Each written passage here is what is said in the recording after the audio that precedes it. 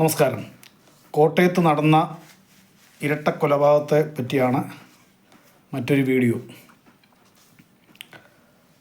ഇന്നത്തെ ദിവസം ഞാൻ ഇതിനു മുമ്പ് അപ്ലോഡ് ചെയ്ത വീഡിയോകൾ കണ്ടിട്ടുള്ള വ്യക്തികൾക്കറിയാം ഞാൻ ഈ പറയുന്ന കാര്യങ്ങളുമായിട്ട് എന്തെങ്കിലും ബന്ധമുണ്ടാവും എന്ന ഒരു തിരിച്ചറിവുണ്ടാവും എന്നാണ് എൻ്റെ വിശ്വാസം. കാരണം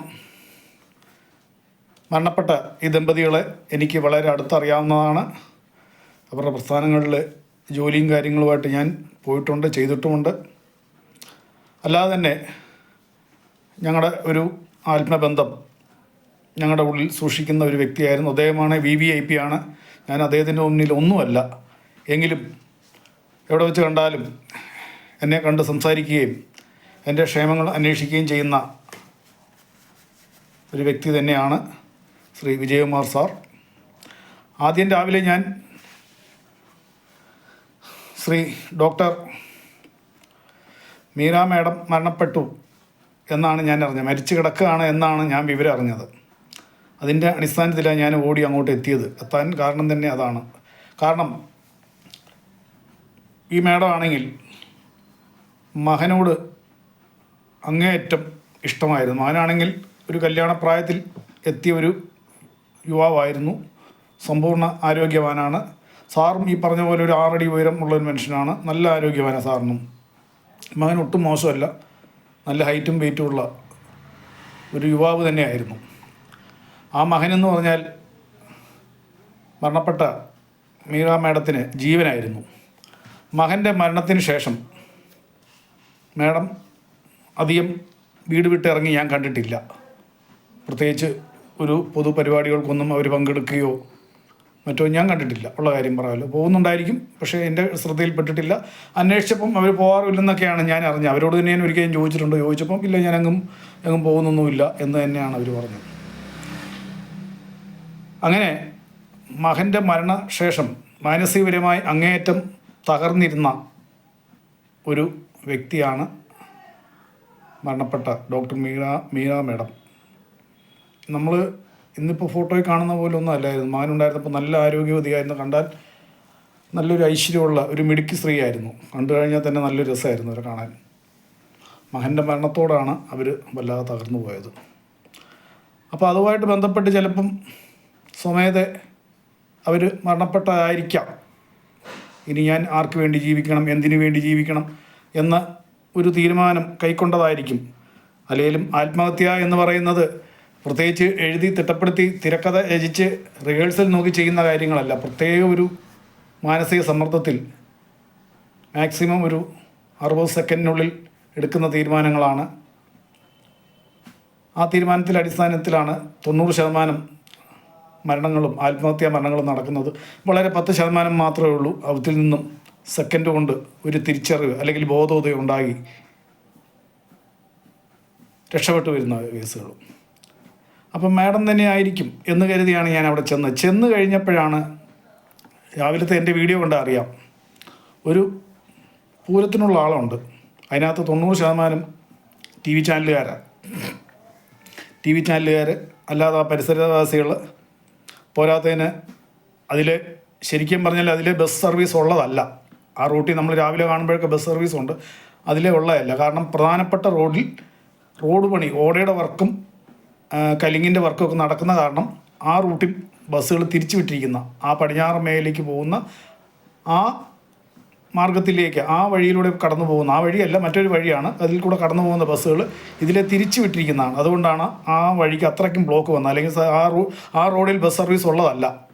എന്നാൽ വലിയ റോഡ് തന്നെ, സാമാന്യ വലിപ്പമുള്ള റോഡ് തന്നെയാണ്. അത്യാവശ്യം നല്ല VVIPകൾ താമസിക്കുന്ന ഒരു പ്രദേശം തന്നെയാണ്. പക്ഷേ അതിൽ ബസ് സർവീസ് വരാൻ കാരണം ഇപ്പോൾ ഒരു 2 ആഴ്ചയായിട്ട് അതിൽ ഓടയുടെ വർക്ക് നടക്കുന്നുണ്ട്. അതുകൊണ്ട് ഈ ബസ് സർവീസും കൂടെ വന്നതുകൊണ്ടാണ് രാവിലെ അവിടെ അത്രയും ബഹളവും തിരക്കും വരാൻ കാരണം. അല്ലെങ്കിൽ അത്രയും വരിക. അന്വേഷിച്ചപ്പോഴത്തേക്കാണ്, അവിടെ ചെന്ന് അന്വേഷിച്ചപ്പോഴാണ് ഞാൻ അറിയുന്നത് 2 പേരും മരണപ്പെട്ടെന്ന്. അത് കേട്ടപ്പോൾ സത്യം പറഞ്ഞാൽ എനിക്ക് മാനസികപരമായിട്ട് ഒരുപാട് വിഷമമുണ്ടായി. കാരണം ഇന്നലെ വൈകിട്ട് ഉറങ്ങാൻ കിടക്കുന്ന സമയം വരെ ഈ ഭൂമിയിൽ ജീവിച്ചിരുന്ന ആൾ, സമ്പൂർണ്ണ ആരോഗ്യവാൻ, ജീവിക്കാനാണെങ്കിൽ 10 തലമുറയ്ക്ക് ജീവിക്കാനുള്ള സമ്പത്ത് ഉള്ള ഒരു വ്യക്തി ഇങ്ങനെ നീചമായി കൊല ചെയ്യപ്പെട്ടു എന്ന് കേട്ടപ്പോൾ സത്യത്തിൽ എനിക്ക് മാനസികപരമായിട്ട് ബുദ്ധിമുട്ട് തോന്നി. പക്ഷേ എനിക്ക് അകത്തോട്ട് കയറി ചെല്ലാൻ മാർഗ്ഗമില്ലായിരുന്നു. വേണേൽ കയറി ചെല്ലാമായിരുന്നു, ശ്രമിച്ചാൽ എനിക്ക് കയറി ചെല്ലാമായിരുന്നു. പക്ഷേ ക്യാമറയൊന്നും ഉപയോഗിക്കാൻ പറ്റിയില്ല. കയറി ചെന്നിട്ടുണ്ടെങ്കിൽ ക്യാമറയൊന്നും ഉപയോഗിക്കാൻ പറ്റിയില്ല. കാരണം കംപ്ലീറ്റ് പോലീസിൻ്റെ നിയന്ത്രണത്തിലാണ് ആ വീട്. എന്നിരിക്കെ നമുക്ക് ജസ്റ്റ് ഒന്ന് പോയി കാണാൻ സാധിക്കും. പക്ഷേ എങ്കിലും ഞാനതിന് തയ്യാറായില്ല. കാരണം പറഞ്ഞു കേട്ടിടത്തോളം നമ്മുടെ MLA സാറിൻ്റെ കൂട്ടത്തിൽ വന്ന ഒരു അംഗരക്ഷകനായ പോലീസ് ഉദ്യോഗസ്ഥനുണ്ടായിരുന്നു. അദ്ദേഹത്തേക്ക് ഞാൻ സെപ്പറേറ്റ് ആയിട്ട് സംസാരിച്ചപ്പോൾ അദ്ദേഹം പറഞ്ഞു, ഇല്ല, കണ്ടു കഴിഞ്ഞാൽ വളരെ വികൃതമായിട്ടാണ് ഇരിക്കുന്നത് എന്ന്. പിന്നെ വേറെ 1-2 പേരോട് ഞാൻ ചോദിക്കുകയും ചെയ്തു. ചോദിച്ചപ്പോൾ അവരും അത് തന്നെയാണ് ശക്തമായി പറഞ്ഞത്. അതും കൂടെ കേട്ടപ്പോൾ എനിക്ക് അകത്ത് കയറി കാണാനുള്ള ഒരു മാനസിക ധൈര്യം ഇല്ലായിരുന്നു, മനസ്സുകൊണ്ടുള്ള ധൈര്യം ഇല്ലായിരുന്നു. അതുകൊണ്ട് ഞാൻ കാണാൻ തയ്യാറായില്ല. എങ്കിലും ഉച്ചയ്ക്കുള്ളിൽ ബോഡി പുറത്തിറക്കും എന്ന വിശ്വാസത്തിൽ ഉച്ചവരെ ഞാൻ ഗേറ്റിങ്ങിൽ നിന്നു. കാരണം എന്നാന്ന് ചോദിച്ചു കഴിഞ്ഞാൽ ഭയങ്കര വെയിലായിരുന്നു. വൈകിട്ട് മഴ പെയ്യാനുള്ളതിൻ്റെ ആണെന്ന് തോന്നുന്നു. നല്ല വെയിൽ എന്ന് ഞാൻ എൻ്റെ വീഡിയോയിൽ പറയുകയും ചെയ്തു. അത്രയ്ക്കും ചൂടായിരുന്നു. ആ സാഹചര്യത്തിൽ ഞാൻ അത്രയും നേരം അവിടെ നിന്നു. എന്തെങ്കിലും ചിലപ്പോൾ ഇവർ ബോഡി ഇറക്കുകയെല്ലാം ചെയ്യുവാണ്. പക്ഷേ ഞാൻ നോക്കിയിട്ട് ബോഡി ഇറക്കുന്ന ലക്ഷണമില്ല. ആദ്യം ഈ ഫോറൻസിക് വിദഗ്ധേഴ്സ് വരുന്നു. പിന്നെ അത് കഴിഞ്ഞ് അവർ വന്ന് പരിശോധന നടത്തി കഴിയുമ്പം നായ കൊണ്ടുവരുന്ന ഒരു വിഭാഗം അന്വേഷണ ഉദ്യോഗസ്ഥർ വരുന്നു. ഇങ്ങനെ ഒന്നിന് പിന്നാലെ ഒന്ന്, അതായത് ഈ ജില്ലയിലെ മൊത്തം പോലീസ് ഉദ്യോഗസ്ഥരും അല്ലെങ്കിൽ ഉന്നത ഉദ്യോഗസ്ഥരും ഓൺ ദ സ്പോട്ടിൽ ഉണ്ടായിരുന്നു എന്നാണ് ഇന്നലെ അവിടെ കണ്ട് മനസ്സിലാക്കിയത്. അങ്ങനെ ഇരിക്കുമ്പോൾ നമ്മൾ അതിനകത്ത് കയറിക്കഴിഞ്ഞാൽ പിന്നെ പുറത്തേക്ക് ചിലപ്പോൾ ഉടനെ ഇറങ്ങി വരാൻ സാധിച്ചെന്ന് വരികയില്ല. പിന്നെ ആരാണ് എന്താണ് എന്നുള്ള ഫുൾ ഡീറ്റെയിൽ നമ്മൾ കൊടുക്കേണ്ടി വരും. അത് നമുക്ക് ബുദ്ധിമുട്ടാണ് എന്നും കരുതിയും കൂടിയാണ് ഞാൻ പോകാത്തത്. കാരണത്തിന് പോരാത്തന്നെ സാറിൻ്റെ കുടുംബാംഗങ്ങളൊക്കെ അവിടെയുണ്ട്, ബന്ധുമിത്രാദികളൊക്കെ. സാറ് ആ നാട്ടുകാരൻ തന്നെയാണ്, ആ പ്രദേശവാസി തന്നെയാണ്. അവിടെ ആ ചുറ്റുപാടും സാറിൻ്റെ ബന്ധുമിത്രാദികളെല്ലാം അവിടെയുണ്ട്. അപ്പം അതും കൂടെ കാണുമ്പോഴത്തേക്ക് എല്ലാവരും എനിക്ക് അത്യാവശ്യം പരിചയക്കാർ തന്നെ, നല്ല പരിചയക്കാർ തന്നെയാണ്. അവരെ കൂടെ കാണുമ്പോഴത്തേക്ക് നമുക്കത് കൂടുതൽ മാനസികപരമായി ബുദ്ധിമുട്ടുണ്ടാക്കും. അത് കാണാതെ തന്നെ ഇരിക്കാം എന്ന് കരുതിയാണ് ഞാൻ ഉച്ചവരെ നിന്ന്. ഉച്ചയായിട്ടും സംഭവം ബോഡി ഇറക്കുകയല്ല. ഇനിയും ഏതാണ്ട് 3 മണി കഴിയാതെ മോർച്ചറിയിലേക്ക് മാറ്റുകയില്ല എന്ന ഒരു ഉറപ്പ് കിട്ടിയ അടിസ്ഥാനത്തിലാണ് ഞാൻ ഉച്ചയോടുകൂടി ഞാൻ അവിടം വിട്ട് മാറിയത്. എങ്കിലും ഞാൻ അവിടുത്തെ കാര്യങ്ങൾ അന്വേഷിക്കുകയൊക്കെ ചെയ്തു. ബോഡി മോർച്ചറിയിലേക്ക് മാറ്റി എന്നൊക്കെയാണ് ഞാൻ അറിഞ്ഞത്. മിക്കവാറും സാറിൻ്റെ മോള് പുലർച്ചയോടുകൂടി എത്തും എന്നാണ് എനിക്കറിയാൻ സാധിച്ചത്. സാറിൻ്റെ മോൾ എത്തിക്കഴിയുമ്പം നിയമാനുസൃതം പരിശോധനകളെല്ലാം പൂർത്തിയാക്കി കഴിഞ്ഞാൽ തീർച്ചയായിട്ടും നാളെ വൈകുന്നേരത്തോടുകൂടി അടക്കും എന്നാണ് എൻ്റെ വിശ്വാസം. കാരണം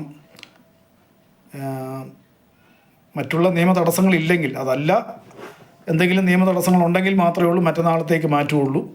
എന്തായാലും ദൂരെ നിന്ന് വരാനുള്ളത് എൻ്റെ അറിവിൽ മോള് മാത്രമേ ഉള്ളൂ. മറ്റാരെങ്കിലും ദൂരെ നിന്ന് വരാനുണ്ടോ എന്ന് എനിക്കറിയില്ല. ഈ വിവരം സാറിൻ്റെ മകൻ മരണപ്പെട്ട പിന്നെ സാറും മാനസികപരമായിട്ട്, ഈ വിജയകുമാർ സാറും മാനസികപരമായിട്ട് തകർന്നു തന്നെയായിരുന്നു. പക്ഷേ ഈ പറഞ്ഞ എല്ലാവരും അദ്ദേഹത്തിന് ധൈര്യം പകർന്നു കൊടുത്തതിൻ്റെ അടിസ്ഥാനത്തിലാണ്. കാരണം മേഡമാണെങ്കിൽ വല്ലാതെ തകർന്നു പോയി. ദേഹം കൂടി ഇങ്ങനെ ആയിക്കഴിഞ്ഞാൽ എങ്ങനെയാണ് ശരിയാവുക എന്ന് എല്ലാവരും അദ്ദേഹത്തിന് നന്മ പറഞ്ഞു കൊടുത്ത് അദ്ദേഹത്തിന് ഒരു പ്രചോദനം ഏകിയതിൻ്റെ പേരിലാണ് സാറിൻ്റെ മകൻ്റെ മരണം കൊലപാതകം തന്നെയാണ് എന്ന് ലോക്കൽ പോലീസും ക്രൈം ബ്രാഞ്ചും വാദിച്ചിട്ടും സാറ് ഒട്ടും തളരാതെ ഹൈക്കോടതി വരെ കയറിയത്. ഹൈക്കോടതി കയറിയിട്ട് സാറ് ഉദ്ദേശിച്ച പോലെ തന്നെ കാര്യങ്ങൾ നീങ്ങിയതിൻ്റെ അടിസ്ഥാനത്തിൽ CBIയുടെ അന്വേഷണത്തിൻ്റെ ആരംഭഘട്ട നടപടിയിലേക്ക് കടക്കുകയും ചെയ്തു. ഹൈക്കോടതിയിൽ നിന്നുള്ള ഉത്തരവ് കിട്ടിയ പിന്നെ സാർ ഇച്ചിരി മാനസികപരമായി അല്പം സന്തോഷത്തിലായിരുന്നു. കാരണം സാറിനൊരു വിശ്വാസം വന്നു, ഇന്നല്ല നാളെ ഏതായാലും ഇവിടം വരെയായി, ഇത്രയും വർഷങ്ങളായി, ഇനി 1-2 വർഷത്തിനുള്ളിൽ കൊലപാതകികളെ നമുക്ക് കയ്യോടെ നിയമത്തിൻ്റെ മുമ്പിൽ കൊണ്ടുവരികയും ചെയ്യാം.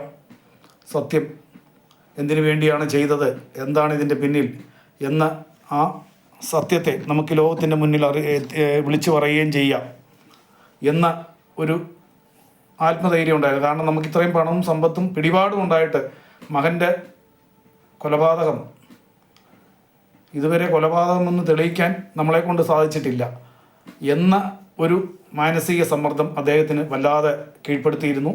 ആ മാനസിക സമ്മർദ്ദത്തിൻ്റെ കീഴിലുള്ള പേരിൽ അദ്ദേഹം ഒരുപാട് കയറി ഇറങ്ങി.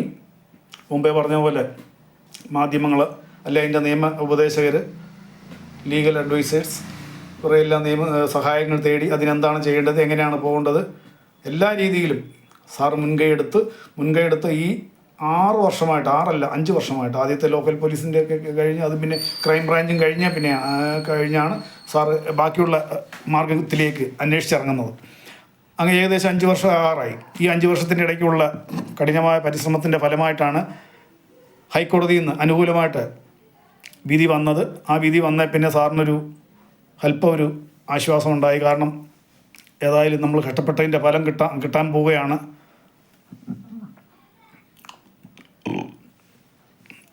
നിയമത്തിൻ്റെ മുന്നിൽ പ്രതിയെ നമുക്ക് വൈകാതെ പിടിക്കാം എന്ന ഒരു ആത്മവിശ്വാസം സാറിൻ്റെ മുഖത്ത് സന്തോഷം ഉണ്ടായി. അത് ഞാൻ കണ്ടിട്ടുമുണ്ട് സാറിനെ ഈ കഴിഞ്ഞ ഇടയ്ക്ക് പോലും ഞാൻ അതിലെ കാർ ഓടിച്ചു പോകുമ്പം ഞാൻ കണ്ടായിരുന്നു. എപ്പോൾ കണ്ടാലും സാർ എന്നോട് സംസാരിക്കുകയും എൻ്റെ വിശേഷങ്ങൾ അന്വേഷിക്കുകയും എൻ്റെ വയ്യാഴിക എങ്ങനെയുണ്ട്, മരുന്ന് കഴിക്കുന്നുണ്ടോ, ഇപ്പോൾ എന്താണ് ബുദ്ധിമുട്ട് എന്നൊക്കെ സാറ് വഴിനീളെ കാണുന്ന സമയത്ത് കണ്ടെന്നെ നിർത്തി ചോദിക്കാറുണ്ട്. എന്നാൽ സാറിൻ്റെ മകൻ്റെ മരണത്തിന് ശേഷം സാറിനോട് എനിക്ക് വല്ലാതെ സഹതാപം തോന്നി. എന്നാന്ന് ചോദിച്ചു കഴിഞ്ഞാൽ ഒരു മകൻ മരണപ്പെട്ടു. ഒന്നുമല്ലേലും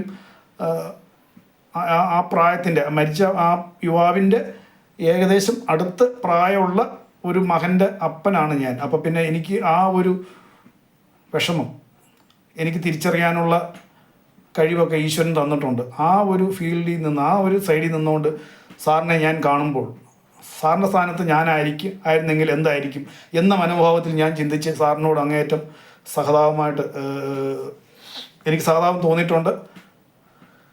സാറിനോട് എപ്പോഴെങ്കിലും സാറിനെ കണ്ട് ചില കാര്യങ്ങൾ സംസാരിക്കണം എന്നൊക്കെ ഞാൻ ആഗ്രഹിച്ചിട്ടുണ്ട്. സാറ് വലിയ ഈശ്വര വിശ്വാസിയാണ്.